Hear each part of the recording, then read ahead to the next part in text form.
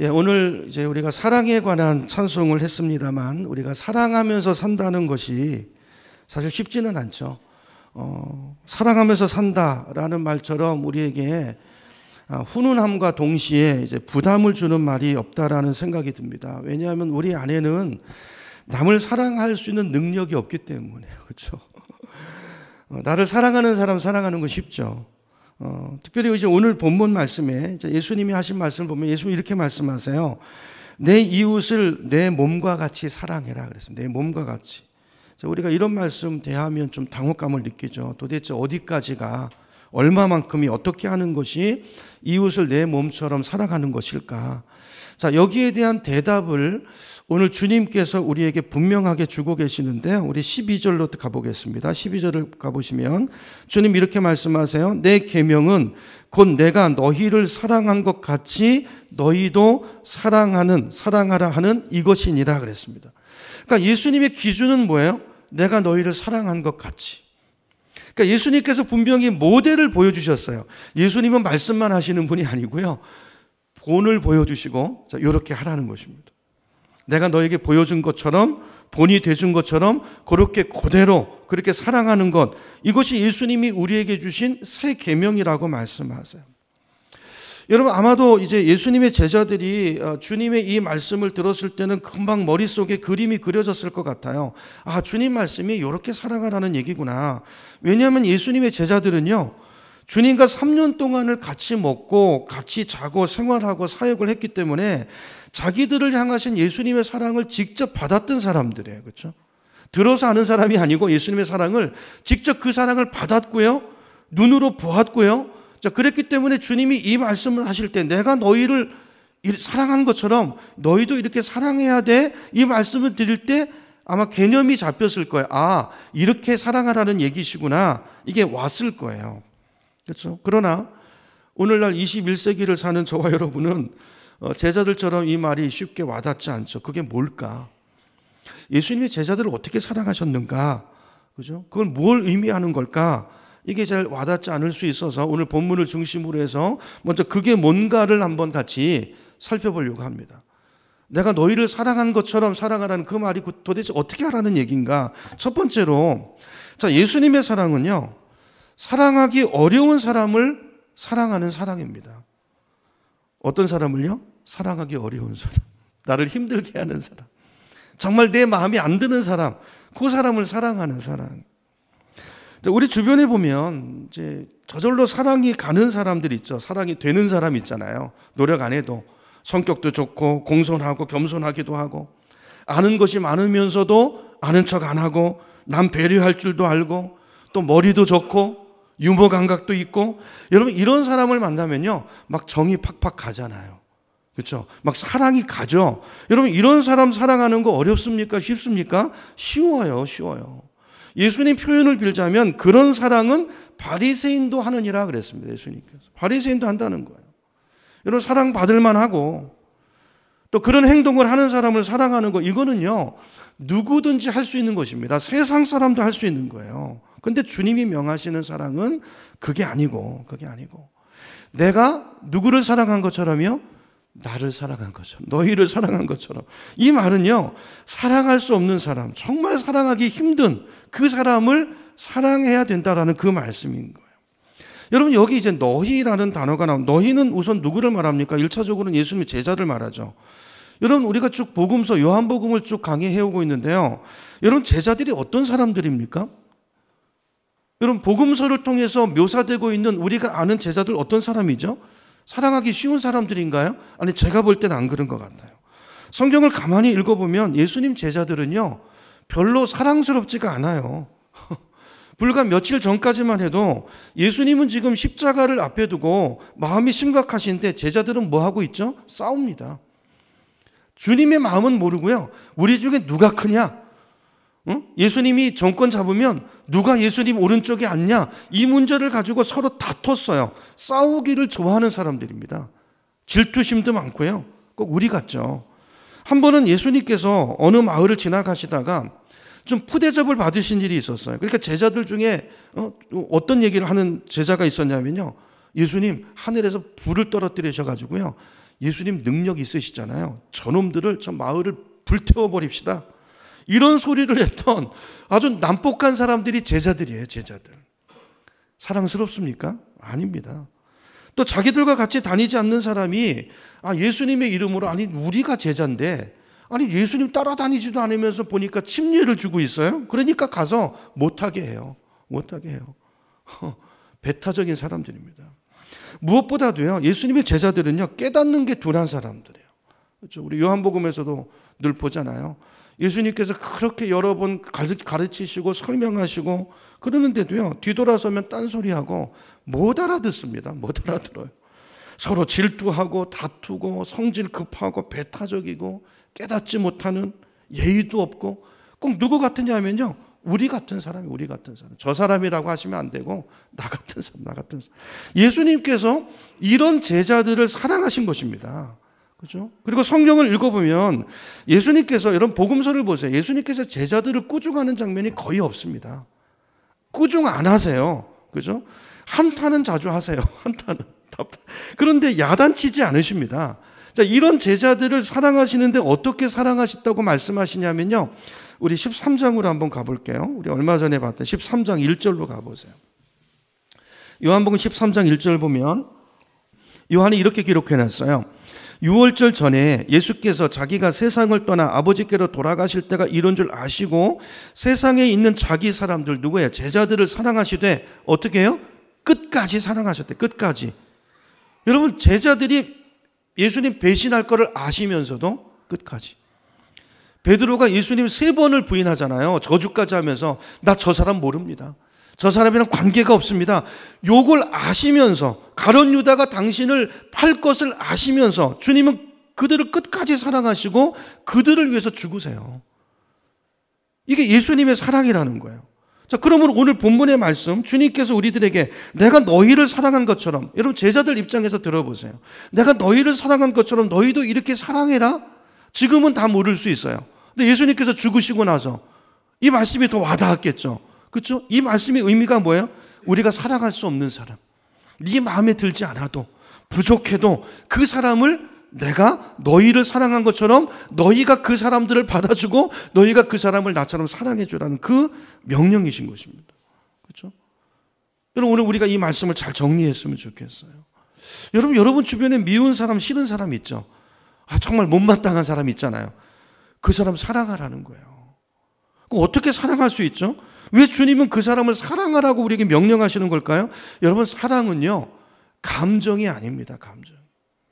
우리가 쉽게 착각하는데, 우리는 보통 이제 사랑을 감정적인 차원에서 이해하고 생각할 때가 많잖아요. 그래서 우리가 누굴 사랑한다, 우리 사랑하자 이러면 보통 연애 감정을 생각해요. 연애 감정.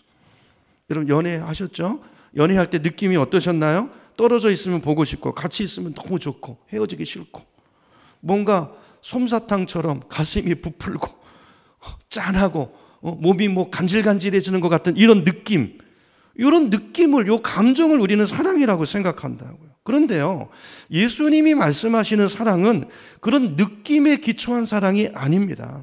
내 느낌, 내 감정에 상관없이, 비록 내 마음에 안 들어도, 내가 싫어도 그 사람의 필요를 채워주고 그 사람을 도와주는, 그죠? 그 사람이 어려움을 당하면 내가 할 수 있는 것을 해주는 그런 의지적인 결단, 이게 주님이 보여주신 아가페적인 사랑이라는 거예요. 이 사랑을 기억하라는 거예요. 여러분, 제자들이 예수님이 자기들을 대하시는 그 사랑을 많이 봤을 거예요. 경험했을 거예요. 그 이야기를 하시는 것입니다. 자, 그러므로 주님께서 오늘 저 여러분에게 내가 너희를 사랑한 것처럼 너희도 서로 사랑하라 말씀하실 때는요, 이걸 말하는 거예요. 상대가 내 마음에 안 들어도, 때로 내 마음에 싫고 미워도 그런 나의 감정과 상관없이 그 사람의 필요를 채워줄 건 채워주라는 것입니다. 아멘이십니까? 그 사람을 도와주고 그 사람한테 유익한 일을 하라는 거예요. 해야 된다는 거예요. 제가 어느 책에서 이제 그런 글을 읽었는데요. 어느 자매님이 이제 집에서 성폭행을 당했어요. 혼자 집에 있다가 어떤 괴한이 들어와서 칼을 들고, 목에다 칼을 대고 위협하는 바람에 성폭행을 당했어요. 그리고 그 사람이 도망갔는데 얼마 있다가 붙잡혀가지고 이제 재판을 받아서 실형을 받고 감옥에 갇히게 됐어요.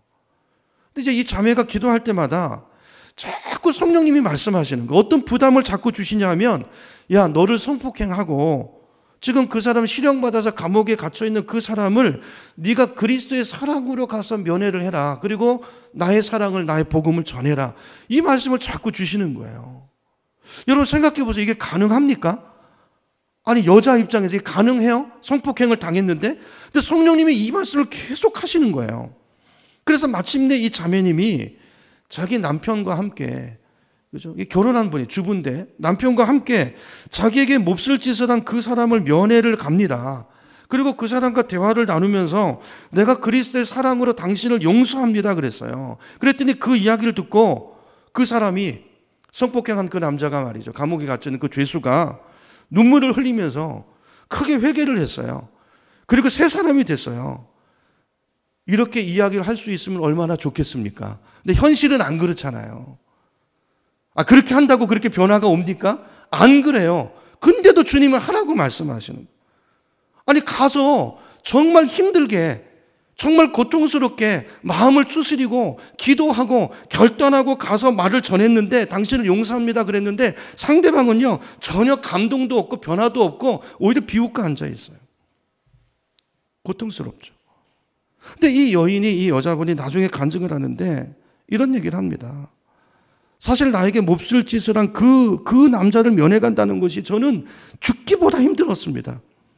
내 감정의 차원에서는 그 사람이 너무 두렵고 얼굴을 본다는 게 이게 너무 고통스럽고, 그 사람이 나는 내면에서 너무 밉고 싫었지만, 그러나 내 남편이 나에게 격려를 하고 주변의 믿음의 친구들이 기도하고 힘을 줬기 때문에 나는 내 감정에 상관없이 주님의 말씀에 순종해서 그 새 계명을 붙들고 나는 그 사람을 찾아갔고 그 사람을 용서했습니다. 그 사람이 변화되지 않았지만 나는 그 순간 돌아 나오는 순간에 내 마음에 놀라운 주님의 평화를 느꼈습니다. 그 간증을 했어요. 그게 이제 책에 필립 얀시, 제목이 생각이 안 나는데 하여튼 그 책에 그 예화로 기록이 되어 있습니다. 여러분, 이것이 바로 예수님이 나를 사랑하신 것처럼 사랑하라는 거예요. 그가 이뻐서가 아니고, 그가 좋고 내 감정이 허락해서가 아니고, 그것이 하나님의 말씀이기 때문에 의지적으로 사랑하는 것. 그리고 그분이 나를 그렇게 받으시고 사랑하셨기 때문에, 이게 그리스도의 주님 말씀하시는 사랑이라는 거예요. 여러분, 그럼 어떤 분은 이제 이런 의문을 품을 수 있을 수 있어요. 목사님, 그렇다면 그게 과연 진짜 사랑입니까? 아니, 사랑이라면 감정이 섞여 있어야 되고 내 마음이 따라가야 되는 거지, 내 마음은 딴 데가 있고 싫고 미운데 의지적으로만 내가 뭘 한다? 그게 과연 사랑이라고 말할 수 있을까요? 그 말이 맞죠. 맞습니다. 정말 온전한 사랑이라고 한다면 의지만 가지고가 아니라 내 마음이, 감정이 따라가야 되는 거죠. 그런데 예수님 말씀의 요지는 뭐냐면요, 여러분, 감정이 생길 때까지 기다려 가지고는요 사랑이 안 됩니다. 그죠? 그러니까 사랑은 그 차원도 있지만 오늘 주님이 말씀하시는 거는 1차적으로 사랑은 내가 먼저 결단하는 거라는 거예요. 내가 저 사람을 사랑하기로 결정하는 것입니다. 사랑은 여기서부터 시작이 되는 거예요. 처음부터 완벽한 사랑을 우린 시작할 수 있는 게 아니고, 먼저 중요한 것은 의지고, 그것이 옳기 때문에 내 감정을 끌고 가는 거예요. 뭐가요? 의지가, 믿음이, 말씀이, 성령이 나를 끌고 가고 내가 거기 순종하다 보면 그 감정이 오는 거라는 거예요. 우리는 그렇게 완전해져 가는 것이지, 여러분, 사람은요 죄인입니다. 우리 속에 그 마음이 자연적으로 생기지 않아요. 성령을 따라 살다 보면, 그죠? 거기 순종하면 주님이 그 마음도 주시고 능력도 주시고 우리를 온전하게 이끌어 주시는 은혜가 임하는 거예요. 아까 그 여인의 간증이 바로 그것인 것입니다.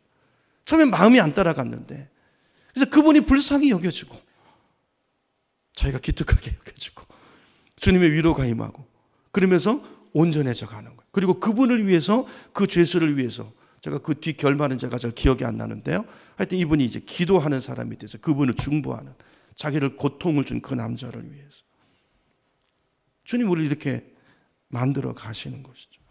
여러분, 오늘 여러분 주변에 붙여주신 분들을 사랑하기로 결단하는 예배가 되기를 축복합니다. 사랑은 내 감정과 상관없는 의지적인 결단이에요. 이게 먼저예요. 중요한 것은 처음엔 마음이 없어도요, 자꾸만 내가 입으로 고백하고 애쓰고 기도하고 또 의지적으로 그걸 실천하다 보면 모두 따라와요. 감정도 따라온다는 것입니다. 여러분, 우리가 모든 사람을 향해서 정말 마음에서 우러나오는 따뜻한, 우리가 우리 자녀들이나 또 남편이나 아내를 사랑하는 것 같은 그런 사랑을 가지고 살면 얼마나 좋겠습니까? 근데 그게 현실적으로 안 되잖아요. 그래서 주님께서 오늘 이 말씀 하시는 거예요. 감정에 좌우되지 말고 우선 해야 될 일을 해야 된다고 생각하는 마음의 결정하라는 거예요. 미워도 여러분 부부싸움 해도 남편 밥 차려주세요. 밉상이라도. 그렇게 하라는 거예요. 그죠? 우선 그의 필요를 채워주고 그를 도와주라고 이야기하시는 거예요. 그러면 뭐도 따라온다? 감정도 따라온다. 이것이 바로 예수님께서 제자를 사랑하시는 사랑이었고요. 우리에게 그 사랑을 말씀하시는 것입니다. 자, 이런 방식으로 우리는 원수까지도 사랑할 수 있어요. 여러분, 다행스러운 것은 하나님이 원수를 좋아하라고 얘기하지 않으시잖아요. 이거 감정이지, 감정. 이거 안 되잖아요. 근데 사랑하라고 얘기하세요. 사랑. 그러니까 이 사랑은 의지적인 사랑을 말하는 거예요. 의지를 가지고 결단하고 사랑하라는 거예요. 여러분, 좋아하라고 그러면 이건 죽을 맛이죠. 어떻게 좋아합니까? 근데 좋아하지 않아도, 감정이 되지 않아도 순종할 수 있어요. 그렇죠? 그를 도울 수 있어요. 그렇죠? 그래서 누가복음 6장 27절에 보면 주님 이렇게 말씀하세요. 너희 원수를 사랑하며, 여기 이 사랑이 그거죠. 사랑하며 너희를 미워하는 자를 어떻게 해요? 선대하며. 이건 의지, 결단. 나는 악을 악으로 갚지 않겠다. 나는 하나님의 자녀다. 이 정체성을 가지고 나는 예수님처럼 한다. 이렇게 살라는 거예요. 이게 우리 삶을 연다는 것입니다. 우리 삶의 축복의 문을 연다는 거예요. 이게 우리에게 복이 되기 때문에 주님 말씀하시는 거예요. 항상 주님이 뭘 명령하실 때 둘 중에 하나예요. 우리를 위해서입니다. 그리고 주님은 당신이 먼저 본을 보이시고 이 말씀을 하세요. 참 주님 좋으신 분이세요. 그냥 하라고 하지 않으시고 본을 보이시고, 그리고 너에게 유익이 되는 거야. 말씀하시는 거예요. 너희를 저주하는 자를 위하여 어떻게 하며? 축복하며, 너희를 모욕하는 자를 위하여 어떻게 하라? 기도하라. 그러면 너희가 내 자녀야. 그러면 하늘문이 너희 인생에 열릴 거야. 내가 너희를 축복할 거야. 주님의 약속입니다. 약속. 로마서 12장 20절에 보니까 이렇게 말씀해요. 내 원수가 줄이거든 어떻게? 먹을 것을 주고. 여러분, 원수에게 먹을 것 주세요. 미운 사람 떡 하나 더 주란 얘기 있잖아요. 그가 목말라 하거든 마실 것을 주어라. 여러분, 그리스도의 사랑은 감정이 아니고 의지고 결단이라는 것을 다시 한번 오늘 마음에 새기시고, 내 주변에 내 마음에 들지 않는 사람, 싫은 사람, 미운 사람, 고난주간입니다. 예수님처럼 사랑하고 그 순종이 있는 한 주간이 되기를 예수님 이름으로 축원합니다. 네, 그렇게 살아야 돼.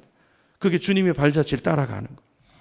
자, 그런데 우리가 이렇게 의지적으로 말과 행동을 되풀이해야만 사랑이 생긴다면 이건 좀 문제가 있죠. 처음에 이렇게 해야 되지만 이걸 자꾸 하다 보면요, 이게 됩니다. 안 되던 일이 돼요. 성령의 능력으로 2단계까지 가야 되죠. 그래서 우리가 맨날 그냥 우거지상으로 억지로 그냥 뭐 벌 받을까봐 싫어하는 사람, 미워하는 사람, 이게 아니고 우리가 좀 예수님을 닮은 모습으로 이제 주님은 닮기를 원하시는 건데요.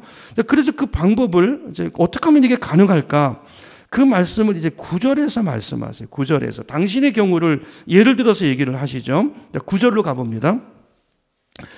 9절을 보면 이렇게 말씀하세요. 아버지께서 나를 어떻게 하신 것 같이? 사랑하신 것 같이. 그러니까 예수님은 사랑의 관계가 있어요. 위로 있고 아래로 있고. 여러분에게도 이게 있길 축복합니다. 아버지께서 나를 사랑하신 것 같이 나도 너희를 사랑했으니. 예수님한테는 누가 모델이에요? 성부 하나님이 모델이에요. 예수님은 누구에게 사랑을 받고 있어요? 아버지께 사랑을 받고 있어요. 여러분, 사랑받은 사람이 사랑할 줄 압니다. 사랑을 못 받은 사람은요, 어떻게 해야 될지 몰라요. 모릅니다. 그러니까 사랑을 받으셔야 돼요, 여러분. 그러니까 우리 교회 이제 연구표가 뭐죠? 행복을 누리고 나누는 교회잖아요. 행복을 누가 나눌 수 있죠? 누리는 사람이 나누는 거예요. 내가 못 누리는데 어떻게 행복을 나눠요? 사랑이 뭔지 모르고 내가 사랑을 공급받지 못하는데 내가 어떻게 예수님처럼 사랑합니까? 예수님께 사랑을 받아야, 그 사랑을 봐야 그 제자들에게 말씀하시는 거잖아요. 그러니까 우리도 예수님의 제자들이 3년 동안 예수님과 동고동락하면서 사랑을 받았던 것처럼 예수님과의 관계 속에서 그 관계가 있고 그 사랑의 관계 속에서 누림이 있고 공급받을 때 가능해지는 거예요. 이 말씀이 내 말씀이 되는 것입니다. 그래서 오늘 예수님 그렇게 말씀하시잖아요. 아버지께서 나를 사랑하신 것 같이 나는 너희를 사랑한 거야. 그럼 너희는 어떻게 해야 돼요? 너희가 나처럼 사랑하려면 내 안에 거하라. 나의 사랑 안에 거하라 그러시죠. 사랑 안에 거하라. 여러분 거하시기 바랍니다. 그러니까 아이들 때 부모가 애들한테 뭐 안 시키잖아요. 아이들은 사랑 받아야 돼요. 그때는 사랑 받는 거예요. 받을 때가 있고 이제 크면 우리 엄마 아빠가 나를 사랑한 것처럼 정말 사랑받은 자는, 부모가 사랑이 있는 자녀는요 사랑합니다. 그렇게 그 모델을 따라서. 예수님과 이런 관계 속에, 여러분 예수 믿는 게 이렇게 실제적이어야 돼요. 예수님과 동행하고 친밀한 비밀이 쌓여가고, 그렇죠? 그래서 예수님 사랑 안에 먼저 깊이 거하고 그 사랑을 누리는 것이 먼저예요. 여러분 사랑 받아야 사랑할 수 있습니다. 나한테 없는 거를 우리는 내놓을 수 없어요. 그래서 우리가 미운 사람, 싫은 사람을 사랑할 수 있는 방법은 첫째, 예수님의 사랑 안에 깊이 거하면서 예수님이 하나님의 사랑을 받고 그 모델을 가지고 우리를 사랑하시려고 애썼던 것처럼 우리도 첫째, 그분의 사랑 안에 거하면서 그 사랑을 누려야 되는 것입니다. 그 사랑을 받아야 되는 것입니다. 그리고 닮아가야 되는 거죠. 그러기 위해서는요, 주님과의 조용한 시간이 필요해요. 조용한 시간을 내셔야 됩니다. 여러분 아무리 바빠도 저도요 그 사역할 때 아무리 바빠도 데이트 시간은 있어요. 늦게 밤 10시 사역하면요 11시부터 새벽까지도 데이트하고 그랬어요. 데이트하고. 그렇죠? 주님과의 사귐의 시간이 필요해요. 사귐의 시간이 필요해요. 여러분 이번 특비세 기간에 여러분 분주했던 여러분 생각과 마음을 내려놓고 주님과 깊은 교제의 시간, 대면의 시간을 가지시기를 사모하고 나오시기를 축복합니다. 여러분 삶에 많은 문제들이 있잖아요. 그 시간에 주님께 말씀드리는 거예요. 기도하면서 아니 주님 어떻게 이럴 수가 있으세요? 어떻게 저 인간이 나한테 이렇게 할 수 있어요? 자, 이렇게 주님 앞에 불평을 늘어놓다 보면 주님께서 끝에 가서 제 경우에 꼭 말씀하시더라고요. 야, 넌 좀 다른 줄 아냐? 내가 누구 원망하면 주님 꼭 그 얘기 하세요. 야, 넌 좀 다른 줄 아냐? 네가 나한테 그래. 네가 다를 거 없이 나한테 그러는데 내가 그런 너를 사랑하고 그런 너를 용서하고 내가 너를 받은 거야. 그래서 네가 여기 있는 거야. 여러분 나를 사랑하신 그 주님의 십자가를 묵상하면 그 사랑 안에 잠기면 우리는요 남을 미워할 수 없고 싫어할 수 없어요. 없습니다. 나처럼 모자라고 부족한 것이 많은 그런 나를 용납해 주신 그 사랑으로 오늘 내가 여기 있다는 걸 알면, 그 사랑을 기억한다면 나는 그 사람을 미워하거나 싫어할 수 없어요. 그 사람 다르게 보입니다. 그때부터 내가 나를 보면 저 사람은 나보다 낫다 그래도 낫다. 여러분 주님께서 제자들을 어떻게 사랑하셨는가 아까 13장 1절에서 봤잖아요. 요한복음. 또 이게 우리잖아요. 가룟 유다가 나고 다른 사람입니까? 베드로가 나잖아요. 우리가 늘 마음이 조속간에 변하잖아요. 자, 예수님이 이런 우리를 사랑한 것처럼 이게 모델이 돼서 우리가 그분의 사랑을 묵상하고 그분의 사랑 안에 깊이 잠기면 주님이 나를 대하신 그 방법으로 내가 누군가를 향해서 나갈 뭐가 생겨요? 힘이 생기는 거예요. 힘. 그 사랑을 받으면 주님은 우리에게 그냥 떠밀지 않으십니다. 우리를 사랑하세요. 내 안에 오라는 거예요. 내 사랑을 받으라는 거예요. 받으라는 거예요. 여러분 주님은 우리를 사랑하세요. 그 사랑 앞에 나오시기 바랍니다. 여러분 뭘 하려고 하지 마세요. 뭘 자꾸 너무 하려고 하지 마세요. 그 하는 게 아무것도 아닙니다. 이런 말씀도 죄송해요. 뭘 모르고 하려고 하지 마세요. 제발. 알고 하세요. 예수님 말씀이 제 얘기가 아니라 너희가 이것을 알고 행하면 복이 있으리라 그랬어요. 알고 하는 게 중요해요. 그 사랑을. 주님이 얘기하시잖아요. 너희가 무엇을 하려면 너희 힘으로 하는 것처럼 하지 말고 주님의 사랑으로 하고 말씀으로 하고 그 깊이. 그 깊이는요, 여러분 사랑 안에서 깊어지는 거예요. 여러분 사랑하면 상대방에 대해서 깊어집니다. 그 사람에 대해서 깊어져요. 그 사람 눈빛만 봐도, 그 사람 표정만 봐도 저 사람이 형편이 어떤지를 알고 그를 도와주고 필요를 채워주고, 이 마음, 이건요 주님과의 깊은 사랑 속에서 그분의 사랑을 누려보고 느껴본 사람만이 할 수 있는 거예요. 많은 분들이 보면 여유가 없고 그냥 뭐 은혜가 없고, 은혜가 없는 사람이 있잖아요. 맨날 뭘 따지고 계산하고. 사랑을 못 받아봐서 그래요. 주님 앞에 나와야 됩니다. 여러분 내일부터 이제 고난주간이 시작이 되는데, 우리가 이걸 기억하고 그 주님의 발자취를 따라가는 기간이 사순절이고 고난주간입니다. 여러분 한 주간 여러분 새벽을 깨우시고, 여러분 심령이 메말라 있습니까? 세상 속에서 그 치열한 정글 같은 그 속에서 다 은혜도 잊어버리고 그냥 그 경쟁 구도 속에서 강팍한 마음 가지고 살아오셨다면, 여러분 이런 기간이 기회예요. 그래서 부르시는 거예요. 일주일마다 부르시고 수요일마다 부르시고 새벽마다 부르시고, 자주 주님 앞에 나와서 그 사랑 안에 거할수록, 십자가를 가까이 따라가는 그 순종이 있을수록 우리가 그 사랑을 누리게 되고, 그죠? 그리고 그 사랑으로 우리 심령이 회복돼서 나도 누군가에게 뭔가를 줄 수 있는 그 힘이 생기고 능력이 부어진다는 걸 기억하시고, 여러분 영성의 깊이는 주님과의 거리와 비례합니다. 그렇죠? 자, 이와 같이 이제 우리가 이제 예수님의 사랑으로 사랑하면 어떻게 되는가? 주님의 약속이에요. 내가 친구가 너희 친구라고 얘기하세요. 그러면 네가 내 친구가 되는 거다, 이렇게 얘기하세요. 여러분 예수님의 친구가 된다는 거, 이게 얼마나 엄청난 특권이고 기쁨입니까? 그렇죠? 오늘 본문 다시 보세요.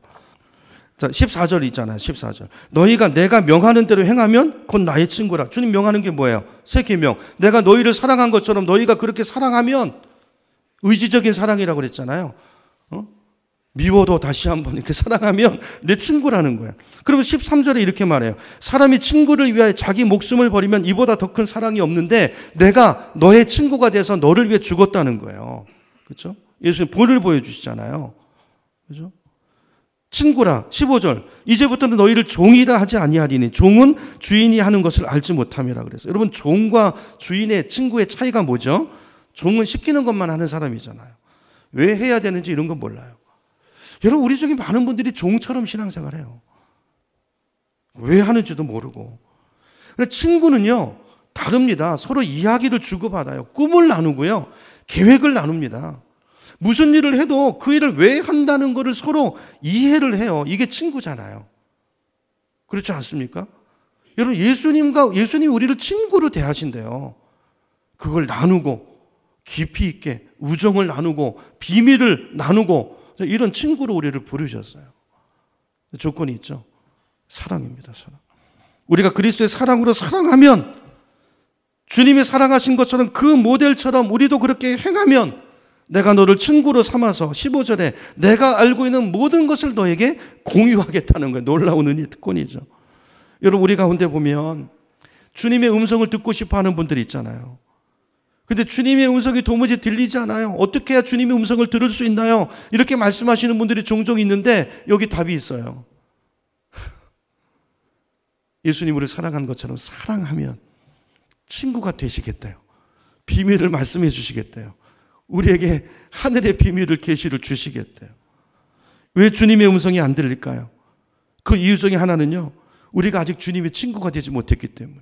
왜 주님과 친구가 되지 못했고 종 같은 신앙생활을 할까요? 사랑이 없기 때문에. 내 안에 사랑. 왜 내가 사랑하지 못할까요? 주님의 사랑을 받지 못해서. 주님과 가까운 시간이 없어서. 1대1의 만남의 시간이 없어서. 명확하죠? 명확합니다. 다시요. 어떻게 친구가 됩니까? 사랑할 수 없는 사람을 사랑하라는 거예요. 우리 옆에. 그렇게 가기 시작하면 음성이 들린다는 거예요. 아까 그 여인 보세요. 여인. 우리 마음속에 용서하지 못한 사람이 있고, 마음에 섭섭한 사람이 있고, 싫은 사람이 있고, 미워하는 사람이 있는 동안은 여러분 주님의 음성을 들을 것을 기대하지 마시기 바랍니다. 그 옆에 그런 사람을 두신 것은 누구를 위해서예요? 나를 위해서 두신 거예요. 그 사람을 사랑하라는 것은 그 사람을 위함이기도 하지만 더 중요한 주님의 목적은 나를 위한, 나를. 너 나랑 친구하자 그 말이에요. 그 사람 사랑해. 나랑 친구하자. 나 너랑 좀 이 세상사에 대해서 너랑 좀 깊이 있게 놀아고 싶다. 내 앞에 나와라. 기도해라.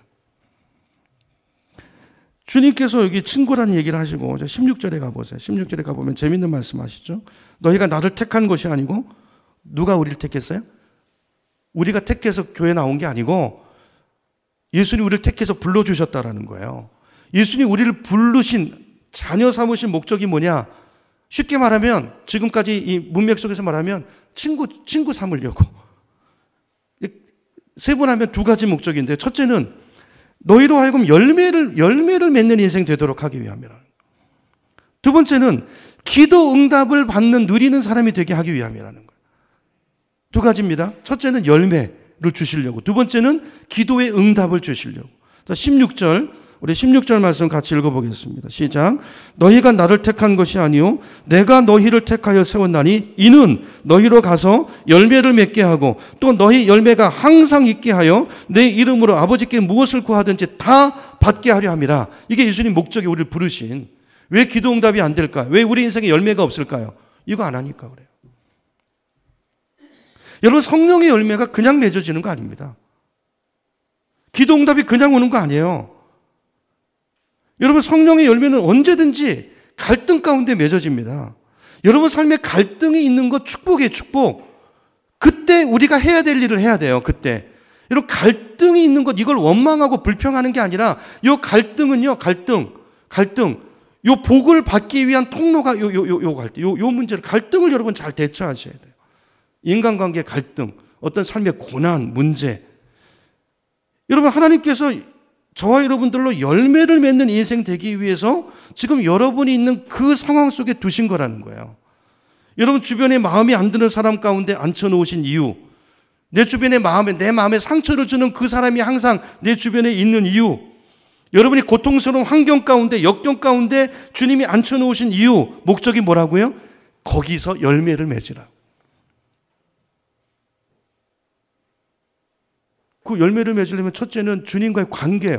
여러분, 주님 앞에 나오지 않고 기도하지 않고 말씀 보지 않고 열매 못 맺습니다.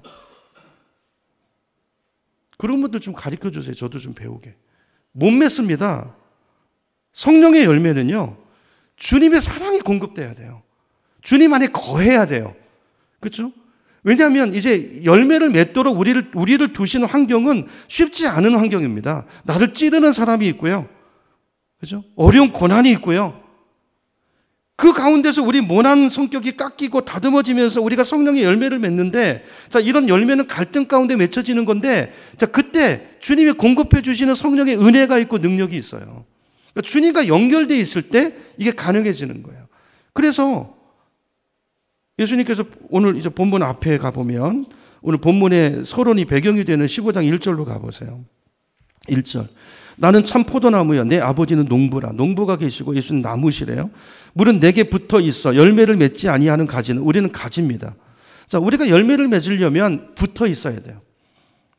누구와요? 예수님과. 여러분, 얼마나 예수님과 붙어서 사세요? 주일날에 교회 나오는 거 말고. 주일날에 잠깐 붙어 있다가 1시간 붙어 있다가 일주일 내내 떨어져 살지 않으십니까? 붙어 있으셔야 돼요. 붙어 있으셔야 돼요. 여러분, 나무 이제 농사철인데, 여러분 가지가 노력하고 혼자 애써가지고 열매 맺는 거 보셨어요? 가지는 붙어 있어야 돼요. 붙어 있으면 저절로 열매가, 그러니까 붙어 있느냐의 싸움이에요. 여러분, 한 주간 동안 떨어져 있던 우리가 깊이 붙는 시간이 되길 바랍니다. 특세 때 나오셔서 예수님 십자가를 묵상하고 그 사랑 안에 거하시는 시간 되기를 축복합니다. 그렇죠? 그 우리에게 이런 고난이 있는 이유예요.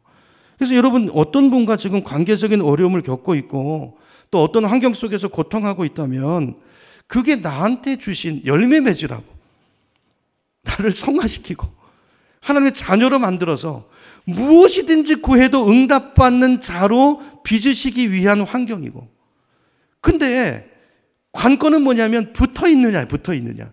붙어 있으면서 그 자리, 그걸 인식하고 그 일을 감당해 나가면 놀라운 열매가 맺힙니다. 성령의 열매가. 사랑과 희락과 화평과 오래 참음과 자비와 양성과 충성과 온유와, 그죠? 열매가 맺어요. 떨어져 있으면 꽝이에요.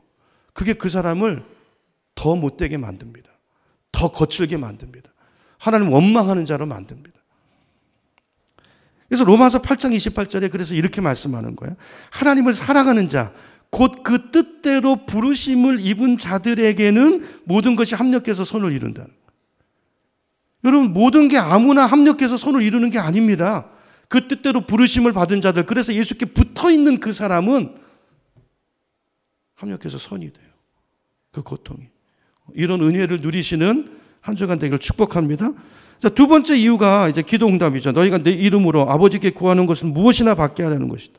여러분, 우리가 오해하는 것 중에 하나가, 우리 기도를 여러분은 어떻게 이해하세요? 우리는 기도를, 하나님을 우리는 이렇게 오해할 때가 많아요. 하나님은 우리한테 어떻게든지 기도 응답을 안 주시려고 하고, 우리 그걸 어떻게 받아내려고 때를 쓰고 하나님을 설득하고 뭔가 마음에 들어서 뭔가를 얻어내려고 하는, 하나님은 그런 하나님이 아니세요. 하나님은 너무 주고 싶으세요. 근데 왜 우리가 응답을 못 받을까요? 우리한테 문제가 있는 거예요. 주님한테 거하지 않는데 어떻게 응답이 와요? 그렇죠? 여러분, 주님의 소원입니다. 우리가 열매를 풍성하게 맺는 것, 늘 응답 가운데, 축복 가운데, 기적 가운데 사는 것, 주님의 소원이에요, 소원. 근데 그걸 누리는 방법이 뭐라고요? 예수님이 제자들을 사랑하신 것처럼 나도 그렇게 사랑하는 거예요. 사랑입니다, 사랑. 사랑 말고 우리 인생에 아무것도 없어요. 여러분, 우리 인생에 사랑 없으면 아무것도 아닙니다. 사랑이 없으면 그 목사 아무것도 아니고요. 그 성도 아무것도 아니에요. 그 봉사를 하고 무슨 엄청난 구제를 아무것도 아니에요. 무슨 말이죠? 사랑 없이 할 수 있다는 거예요, 그게. 다른 사람에게 뭔가를 얻어내려고, 칭찬을 얻어내려고, 그러면 그 사람은 상을 다 받았대요. 여러분, 동기가 뭡니까? 동기가. 여러분, 오늘 이 말씀을 우리 마음에 잘 새기고, 주님께서 이 말씀이 얼마나 중요했으면 12절에 이렇게 말씀했겠어요. 12절 가보세요. 12절을 보면 이게 내 계명이래, 계명. 내 계명, 내 명령이 이거야. 하나야, 하나. 내가 너를 사랑한 것처럼 너희도 서로 사랑해. 이게 오늘 말씀의 결론입니다. 여러분, 오늘 이 말씀, 오늘 우리에게 주시는 말씀입니다. 우리 마음에 새기고, 싫은 사람, 미운 사람, 왜 두셨다고요? 열매 맺게 하려고. 바로 나오셔야 돼요. 왜 두셨어요? 이 고난이 왜 왔어요? 기도 항상 응답받는 자 되게 하시려고. 그것 때문에 주님 안에 거하고. 그죠? 문제 있는데도 안 와요? 그럼 할 수 없어요. 답이 없어요. 내 안에 거하게 하려고. 그래서 항상 응답받고 열매가 풍성한 인생이 되려고 우리를 그 환경 속에 두시고 우리를 부르시는 것입니다. 오늘 이 주님의 마음을 우리가 잘 이해하고 깨달으셔서 여러분, 우리 주변에 있는 사람을 우리 사랑합시다. 처음부터 좋아하라고 말씀하지 않으세요. 사랑합시다. 의지적으로 결심합시다. 결정합시다. 사랑하라고 내 남편 주셨구나. 사랑하라고 이 아내 주셨구나. 부족해도 사랑하라고 이 자녀 주셨구나. 사랑하라고 우리 부모 주셨구나. 이것이 나를 위한 것이구나. 감사합니다. 사랑하시고 결정하시고 내가 할 수 있는 거 하시고, 그리고 기도하며 몸부림치시고, 그런 가운데 주님의 능력을 체험하시고, 이렇게 예수님의 친구가 되셔서 주님의 놀라운 비밀을 누리시고 열매를 많이 맺는, 기도 응답을 누리시는, 기적이 상식이 되는 그런 놀라운 인생을 살아가시기를 예수님의 이름으로 축복합니다.